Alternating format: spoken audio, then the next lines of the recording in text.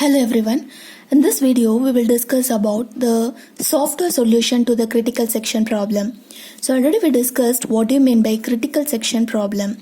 So there are some instruction that to be executed. In all these instruction belongs to a particular process will access the common data. So what is critical section? So if there are any process which wants to access any common data, so common data which is nothing but it can be accessed by more than one process, that is what common data. So if any one of the process trying to access that common data, so we can say that part of the process is said to be the critical section. So each and every process whoever tries to access the common data will have their own critical section code. So we know already what is the general structure of the critical section. So we have first each and every process must have the entry section, then critical section, then exit section. Finally, it has the reminder section. Entry section is nothing but it is just checking whether the other process tries to enter into the critical section. So that is what entry section. So whenever any other process does not tries to enter into the critical section, then this particular process may enter into the critical section. So it will enter into the next one, that is critical section. Then after executing that critical section code, which is nothing but it will access the common data, and afterwards it will come out of the critical section code. So the next section do we have, which is nothing but exit section. So in the exit section, the current process will allow any other process to enter into their own critical section code. So that particular process will be done in the exit section, and afterwards all other remaining code or all other remaining parts which we have in that particular process is said to be the reminder section. So now we have come across some of the problem in the critical section, which is nothing but if it tries to execute if it is not executed in the sequential order. Suppose if there are two processes, the first process has to execute all the instruction, which is nothing but whichever the instruction that is actually accessing the common code, so it has to complete its entire execution, then only it will switch over to the next process in order to access the common data. Suppose in between of the first process, the second process also entering into their own critical section, which means it is accessing the common code at the same time. So what happens there? We will be getting only the inconsistent data as the final outcome, right? So we will not get the correct output. So in order to avoid it, that is what critical section problem. In order to avoid it, so we should follow some three main criteria. The first one is mutual exclusion, and the next one is progress, and the next one is bounded waiting. So we should follow all these three criteria in order to avoid, or it could be the solution for the critical section problem if you follow all these three criteria. Okay. So we have some specific software solution. So we also have some hardware solution. We will discuss one by one. So initially we have some software solution for the critical section problem, which is named as Peterson solution. So the name of the software solution is the Peterson solution. So it is the classical software based solution for the critical section problem. So here we have the structure of the first process, PI, and this particular solution will be restricted to only two processes. So this can be applicable only for two processes. So if we have the process PI and PJ, it will have their own critical section part and it will have their own critical section part, but these two processes cannot be executed this critical section at a time. Simultaneously, it cannot execute the critical section. So which means if the first process executes the critical section, so at that time PJ process has to wait, and after completion of the first process, PJ process can enter. If suppose PJ process is already executing the critical section, then PI must wait, and after the completion of PJ, PI can enter. So this is what the first one criteria, which is nothing but mutual exclusion. So the first criteria which we need to follow in order to avoid the critical section problem is mutual exclusion, which means at a time there only one process must execute the critical section. So let us see, we have some structure of the process PI. Okay, so how it is trying to execute their own critical section code, and what are all the things to be checked before entering into the critical section. So let us discuss. And this particular solution, as I told, it is actually restricted to use only two processes, so it cannot be applicable for more than two processes. Okay, so here we have first do while loop.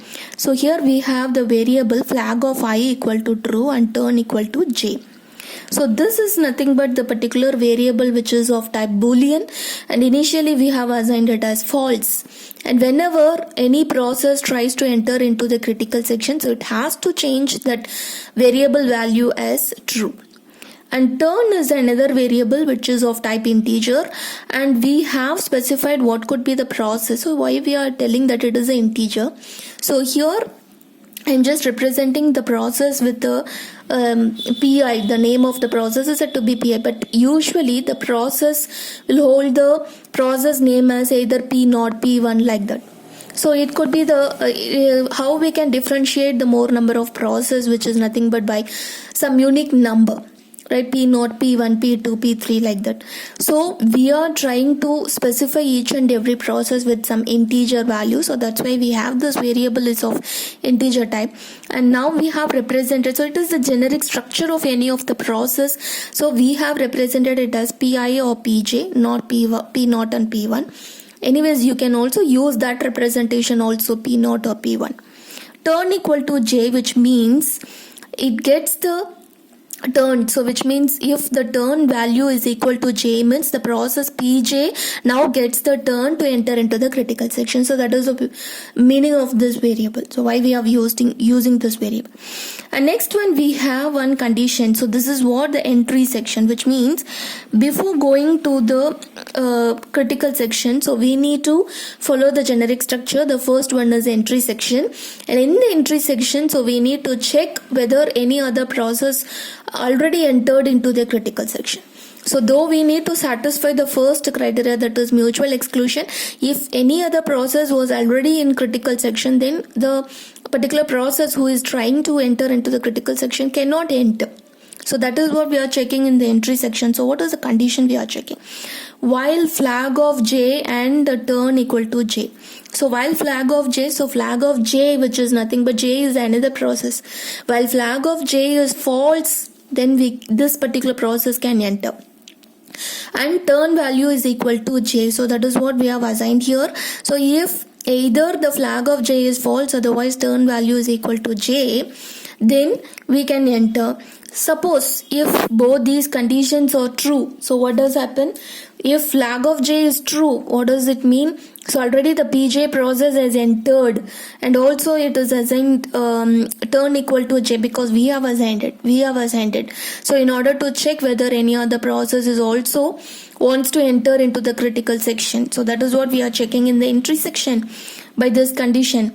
And it is the indefinite while loop, because if both the condition is true, in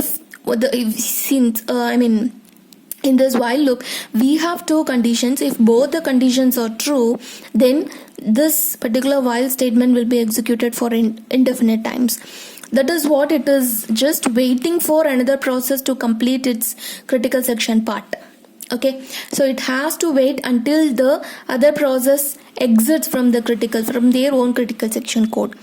And so afterwards it will receive the value of this flag of j as false because it is exited from the critical section. And obviously if any one of the condition is false, then it will come out of the while loop and it will enter into their critical section.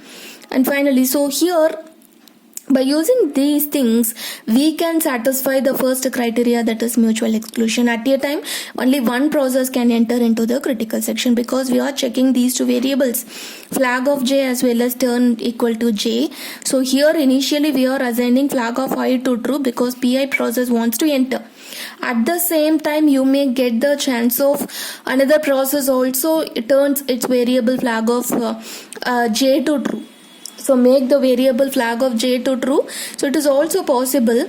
So in that case, so what we are doing here, so we are just checking in the entry section whether other process wants to enter into the critical section. If it's so, then it should stop executing, which means it has to wait until the completion of the next process. That is what we are doing with the help of this while loop. And afterwards, if it is not true, then it will come out of the while loop and it will enter the critical section. And finally, this is what the exit section, which means here we are just changing the value of flag of I to false, because it is already executed the critical section and it just comes out and it is allowing any other process to enter into the critical section. So it is just changing flag of I to false. So what happens here, it will allow another process. So this is what we are achieving, the progress. So next criteria is progress. What is the meaning of progress? Which means if any one of the process enters into the critical section, right? So it is already entered into the critical section, and after coming out of the critical section, it should give the chance to another process to enter. But suppose if the same process wants to enter it again, so what happens there? So in that case, we are just using here two variables. So one is turn and another one is flag of I, right? So here we can satisfy the progress also. So let's we check. So here initially we are just checking flag of I equal to true. Suppose if the flag of I is true, and also we have set turn variable to j, and now we are checking. So at the same time there is another process pj, and it is also assigning flag of j to true. Okay, so what happens here, while we are checking this condition, this will be satisfied because flag of j has been flag of j has been set to true, so this condition gets satisfied. And here also we have changed the turn variable as j, so this condition is also get satisfied. So what happens here, it's struck into this while loop itself. Which process? pi process. So pj process will enter into the critical section. And next, after leaving from the critical section by the process pj, if it wants to enter it again, if it wants to access the common data again, so what it will do, it will not make this statement, that is flag of j will not be set to false, again it will set to true only. So another time again it will come out here. So while it will be checked, so flag of j will be true, but turn value will not be changed to I. So it has to change it to I, but it will not be changed to I. So turn value will be j only. So another time, so the next process pj in its entry section, so what happens there, it will have the statement as turn equal to I. It should have the statement, but it will not be executed at all. So turn equal to I, so it will be executed as turn equal to I. So when the pi process checking this while condition, so while flag of j, so obviously this will be true, but turn value is not equal to j, so it will be equals to I. So at that time pi has the chance of getting the it can allow to enter into the critical section. So this is what we are achieving the progress. I hope you can understand. So I'll just repeat this concept. So first, pi process is entering the critical section, tries to enter the critical section, but at that time pj process already entered into the critical section. So what it is doing, it is actually waiting in this while loop itself. So after execution of this critical section by pj process, again it wants to enter the critical section. So what happens there? So it is actually making this flag of j to true only, so it will not change it to false because it wants to execute it again, but it is assigning this turn value to I.